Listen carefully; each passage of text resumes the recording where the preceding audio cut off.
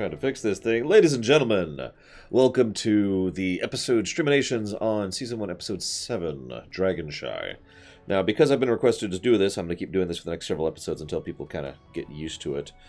The idea here is I'm going to give a little bit of a synopsis for those of you who don't remember the episode or aren't watching it with me. This is the episode in which they have to go deal with a dragon, which has set up residence nearby within this giant mountain that's right next to Ponyville. And they have to get up there in order to deal with him and get him to move and just get out of here because he's causing problems with his smoke, and they have to drag Fluttershy up, and she's super scaredy cat, but then she mans up and we see the stair at the end. So that's the summary of the episode. Now, getting to my notes. Actually, are we live? Hello? Hello? Hello? Hello? Are we live? Now, what is this? I'm debating adding the webcam thing to this. Maybe we could add that. Hang on, let me see if I can just add that really quick here.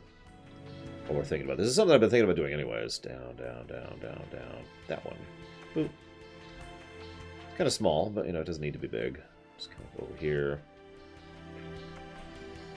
Yeah, let's do this. And we'll just kind of have that there so we see where the edge is.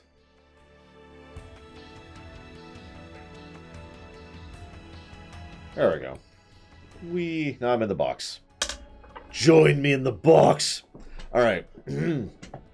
So I have to admit I didn't care for this episode that much either, in relation to what Aethel just mentioned. This is just kind of a... I mean, they do a couple things right with this episode, but they also do a lot of things wrong. And this is one of those episodes that doesn't work as well, specifically because of later episodes. This is a problem with a lot of shows. They have problems where early installation stuff just doesn't fit with later stuff, so it's just kind of like you go back and rewatch it, like... They also hit the kid cartoony point a little bit too hard several times.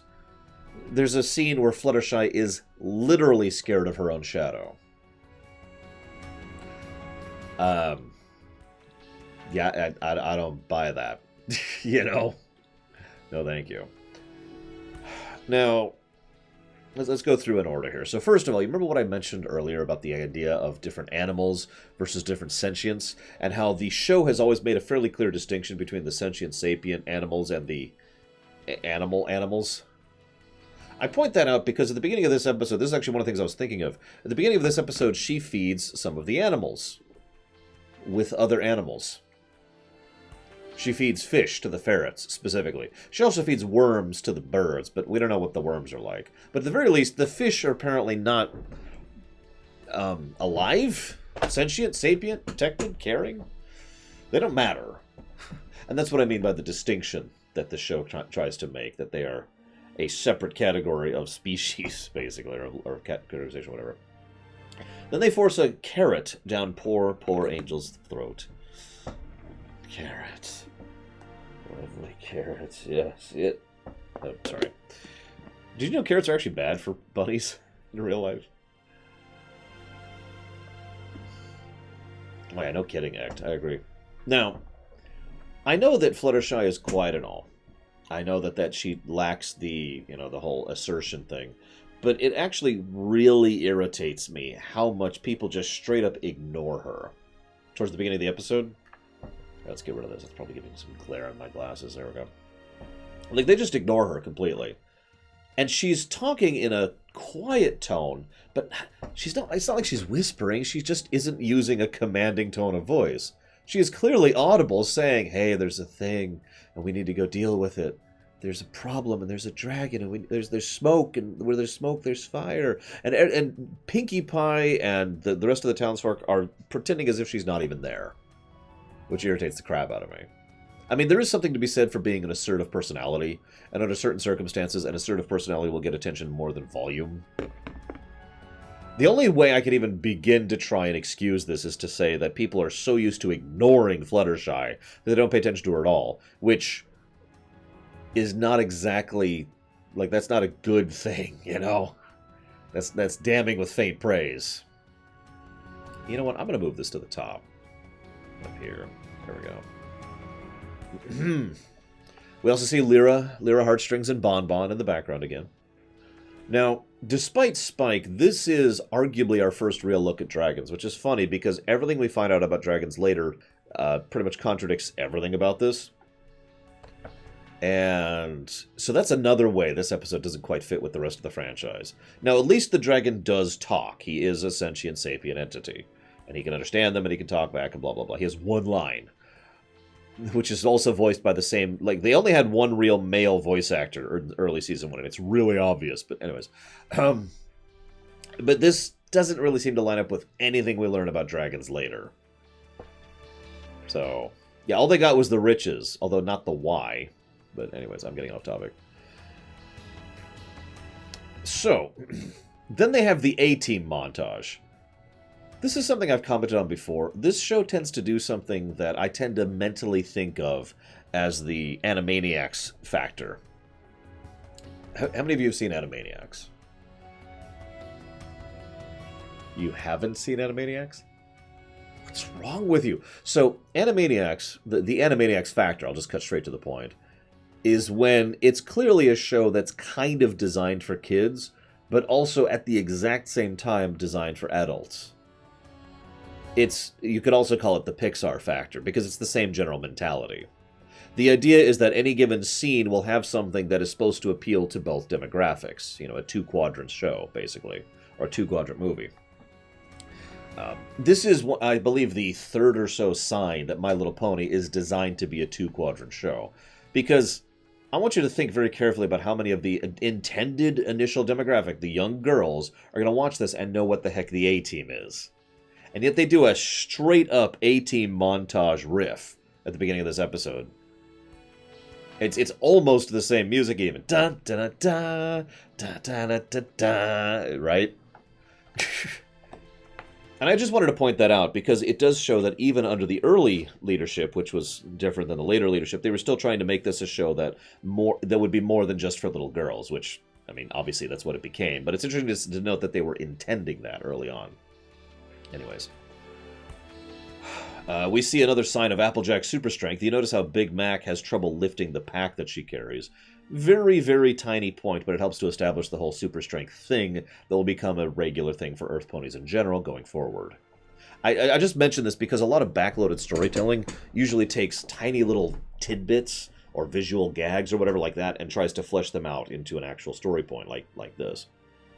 So, Twilight, so they all get together. And Twilight is so busy with her studies that she's not really paying any attention. That's going to be kind of a recurring trend. In fact, that's going to get her in trouble a lot. This is actually probably one of the more minor examples of that, but it does show that she's... she gets a little tunnel vision-y, you know? So, yeah. But Twilight is also the only one who takes this whole thing seriously. Everyone else is just joking and dancing and laughing. And Twilight is like, you don't understand. It's Thanos, he's coming. I've seen him. This then leads me to another comment. So yeah, okay, Fluttershy is way too scaredy cat in this episode. Let's just go and acknowledge that, right? She is super just, oh god, no, I'm super scared of everything. Now, she wasn't that way before this, and she won't be that way after this. So it irritates me. That's the cartoony kid thing. It doesn't make sense. It's being done for a laugh. That being said, though, I do have to actually relate to her overall fear. Several times in the episode, it becomes clear that she's not actually afraid of whatever she's showcasing her fear of. Like a mountain. Why would she has no fear of mountains. It's like, okay, yeah, and she can fly. Oh no, there's a horrible drop. No, every time the show makes it clear that what's actually scaring her is the dragon. Now, I like that. Because that, by contrast, makes perfect sense. Her being scared of a dragon makes a lot of sense. And it kind of and if you'll notice, every time it looks like she's going to be afraid of something else, like, I don't know, there's this really tall mountain, you hear a roar in the background, and then she freaks out, like, oh god, right? It's actually the dragon that she's afraid of. So I'm kind of with that. And I want to say how relatable that is, as strange as that sounds. How many of you have ever experienced paralyzing fear? I have, by the way. Now, I don't mean terror. I don't mean, there's a car coming at you. I've experienced that too, but that's not related. I don't mean like you're about to fall off a cliff. I mean paralyzing fear. It's a social fear.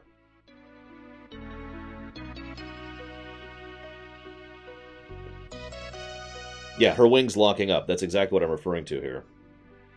I've actually experienced a paralyzing fear before, and more than once, actually. I'm going to share a story, if you don't mind. I'm actually ashamed and embarrassed by this to this day, so I'm not going to name names, but I was at a social function, and someone who means a lot to me asked me to dance with her. I didn't. I was so afraid. I was so terrified of the concept that I can only describe it as locking up. Right? Like, some of you probably know what I mean with that description. It's just, nope, nope, nope, nope, nope, and you just dig your heels in. It becomes irrational at a certain point. You just nope right out of that, and you're not going to deal with it. Looking back with the advantage of thought and process, I can understand exactly why I was feeling that way. It was because I'm fat and I didn't want to be on display and embarrass myself in front of people whose opinions I actually gave a damn about. But at the time, all I was thinking of was chkonk, and that was about the extent of it, right? And I point that out because I feel like that's one of the points they're trying to make with Fluttershy in general here. That idea of just paralyzing fear. There's this part where she was literally digging her heels in and refused to move towards the cave. And I saw that, I was just like, yeah, I've been there. Granted, again, I wasn't dealing with a dragon, but you get my point. Poor Fluttershy. Anyways, another thing to mention. This, if we're being completely honest, is probably just... Yeah, and the other's trying to push her. This is probably the realm of pure early installment weirdness. This is probably purely an example of them not having figured out exactly what they want to do with the characters yet. But Rainbow Dash is pretty horrible to Fluttershy in this episode. Like, she is actually mean to her, as mean as she gets. And this is something that is very strange, since in basically every episode where she's... So we find out in the future that she and Fluttershy have been friends since they were kids. They're like two of the original friendships, right? Or one of the original friendships, that's what I mean. And we also see that Rainbow Dash goes out of her way many, many times to try and help and bolster and be there for Fluttershy, and vice versa. That's going to come up in this season, in the episode about the rainbow. So this, honestly, this just irritates me. And as Detective Rarity points out, Rainbow Dash tends to be the one who is the rude or mean one whenever they need someone to be rude or mean. It is occasionally other characters, but it's usually Rainbow Dash. I don't know what to make of that. I mean, Lord knows we're all human beings and we all make problems, and one of Rainbow Dash's problems is the fact that, as Raskor is pointing out, she tends to not think about her actions or her anything. Which is funny, because that gets her into trouble in this episode, but it does kind of irritate me a little bit. Whether that's retconning or bad early installment weirdness or not deciding the characters or whatever, that's up to you. Oh yeah, let me go check right now. We'll do a live check. Let's see. How many patrons have I lost? Oh my god, all of them? I lost every patron. No, hang on. Let's see how many of these people actually say they left me because of MLP. This person says they're disappointed in my content. That might be it. That was actually, that was like 2 weeks ago at this point. So probably no one. Yet. Anyways. Nice visual shorthand. So one of the things, this is going to sound, I'm going to geek out for just a second here. Sorry. One of the things that you have to do in a visual medium is you have to show the passage of time. You know, I don't think those notifications are up on this screen, are they? I can hear it, but I don't think the notification's actually up. Yeah, it's not. Huh. Let's get that set up, because it hasn't really been a thing. I wasn't expecting a lot of donations during this year. We'll do that. Ah, okay, so we'll just kind of put this over here. Like so.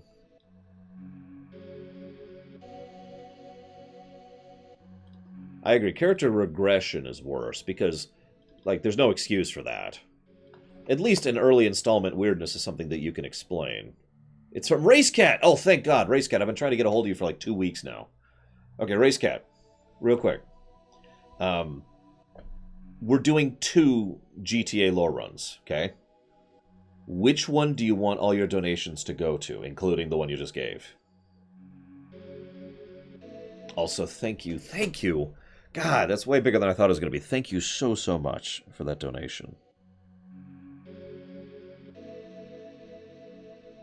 Much obliged and appreciate, sir. Thank you.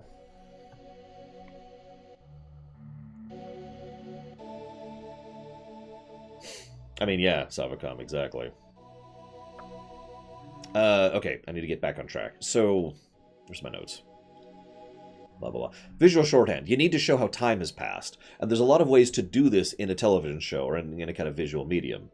They actually do a pretty clever one here. They show them playing tic-tac-toe, and then they zoom out, and you see there's like a dozen other tic-tac-toes all across the area. Now, they then say they've done 35 games of it, but simply by showing that is a very quick visual shorthand for a lot of time has passed. I just wanted to point that out because this show actually will do several very small, clever things to showcase passage of time multiple times in it, and this is one of the earlier examples I could think of.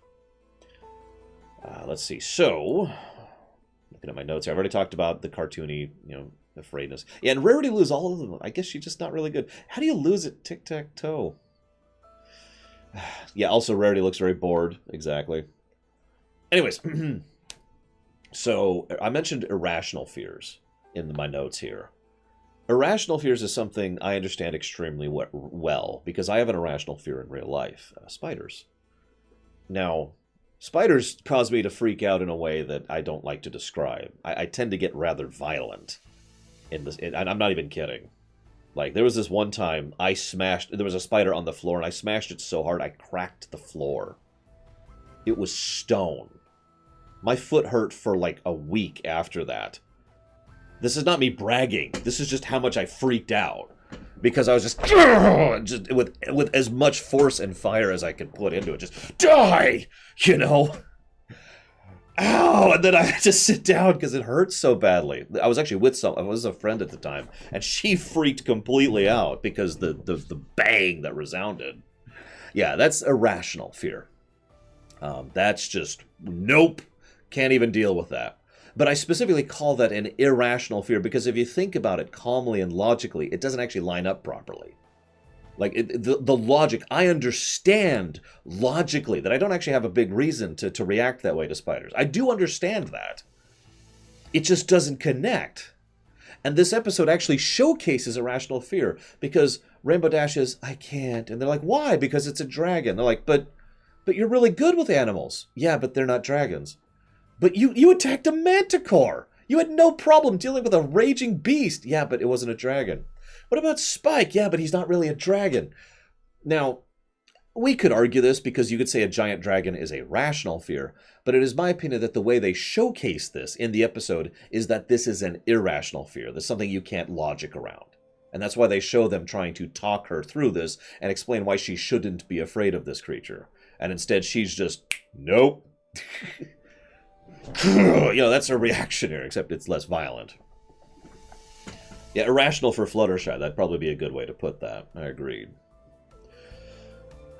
So I like how they showcased that. Now I'm going to pause. Hang on. Streamination, pause for a second to talk to Racecat. 3 VC San Andreas, 4 5. That's how we're splitting them up. So... my notes here. So then the dragon shows up. Now this is actually interesting because I noticed this. The dragon is visually designed to be terrifying. It's large. It's got these weird curves and a lot of hooks and sharp edges to it. And it's just this, it's got the red, and the big glaring eyes and the giant eyebrows. What I find interesting is they go out of the way to showcase this dragon as being terrifying, excuse me. But then they use several narrative tricks in order to make it more humanized, so it's less terrifying for the viewers. Like, the first and most obvious thing is, oh, he's got bad breath, haha, which kind of helps deflate a little bit of the tension. And then there's the fact that he gets up and stretches. Yeah, scratch. And then a plonk. And he's like, oh yes, posing. You know, they do several things to humanize the dragon so it seems less terrifying. I'm actually kind of curious who decided that and why at some point in the sketch thing. Yeah, it is still a kids show, exactly. And he is completely nonchalant towards them. I suppose that's part of the point, is that they're trying to showcase that he's not actually super terrifying. And again, they don't want to actually terrify kids, because a dragon would actually be pretty messed up, if you think about it. Yeah. Anywho. So, quick question. Why did Celestia entrust this to the main six? Like, a year from now, maybe 2 years from now, sure, but now? This is the 7th episode. I know Celestia likes to test Twilight, but God, yeah, no, I'm gonna pull out the Celestia's not a good leader stick. Whack, whack, whack. I really think this is her throwing them to the wilds and seeing what happens. Trial by fire kind of a thing. That's just my opinion. Because I gotta be blunt, I probably wouldn't in her case. Anywho. Okay, I gotta complain about something real quick here. So there's this point where Rarity goes in. And she's cool. Like she's succeeding. She is actually managing to convince the dragon to leave. And she completely ruins it because she's so fixated on the damn treasure. Now I get it. I get it. You know, she's into jewels and it's a kid's show, but that has irritated me ever since the first time I've seen it. It's probably one of the most irritating parts of the episode for me. It's just Rarity's like, nope. It's right up there with the Star-Lord thing in Infinity War. It's like, God, you just ruined everything. Why did you... Yeah, she's supposed to be generosity. Whatever. Moving on.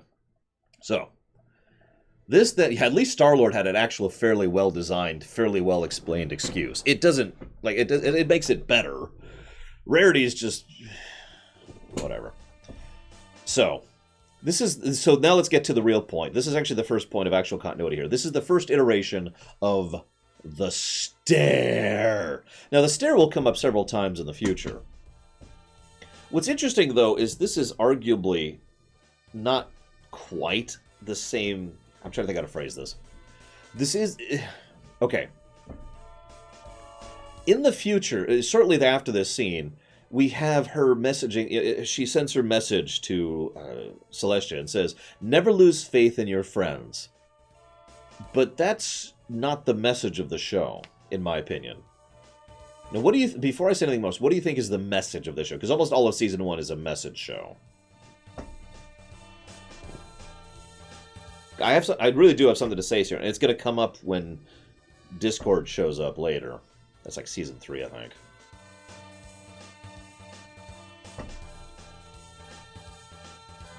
Even the useless have their uses. Communicate with people individually. What do you mean, Sovika? Don't push the shy girl too far.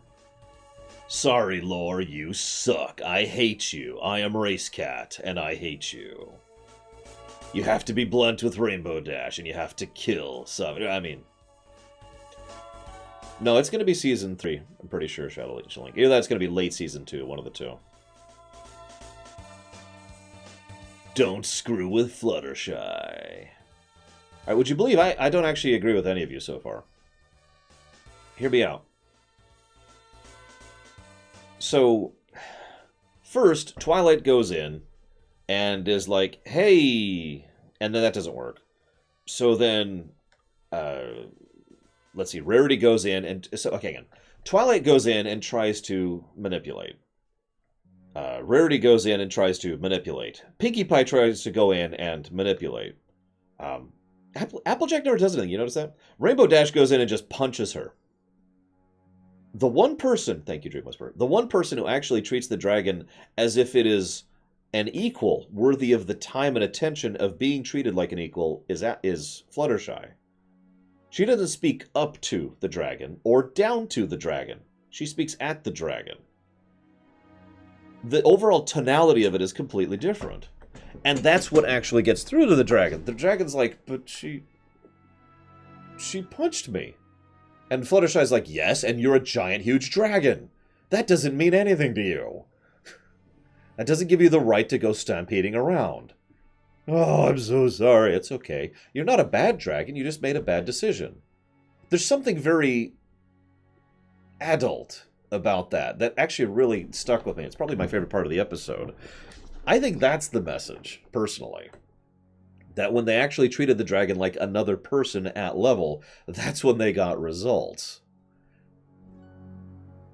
Just my take on that. And then, of course, the episode ends on another wah wah.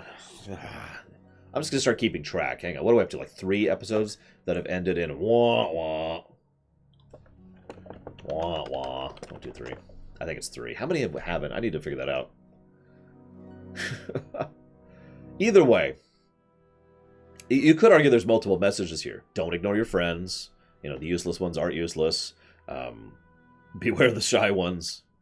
You know, there are several. Everything you guys were mentioning as a message certainly works. You know, I do agree. But I like that message of they succeeded once they started treating him like an adult situation. I think that works best for me personally. You're right. You'll notice the one and only person who talks, the only one person the one and only pony the dragon talks to is Fluttershy. It's only the one line. He doesn't even bother with anyone else's, right? Anyways, I just thought it was decent. Now, that's actually all I got for this one. Like I said, kind of a filler episode. Now, I want to talk about that briefly, actually, because I do think that there's a difference between good filler and bad filler. I've talked about this many times over my Star Trek stuff.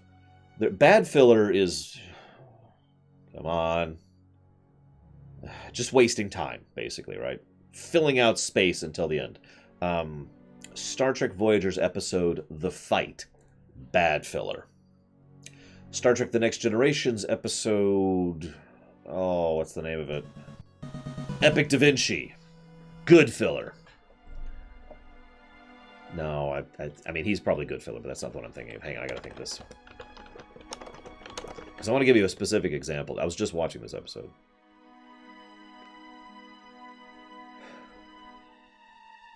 Is it Dark Page?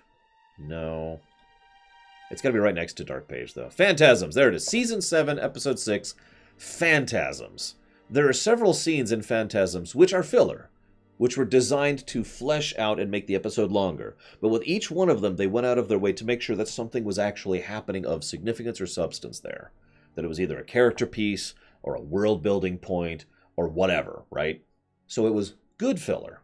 They took the time and they made something out of it. I would also argue pretty much all of the poker games were good filler in TNG. Did you know the reason they invented the poker stuff in TNG was to flesh out episode length?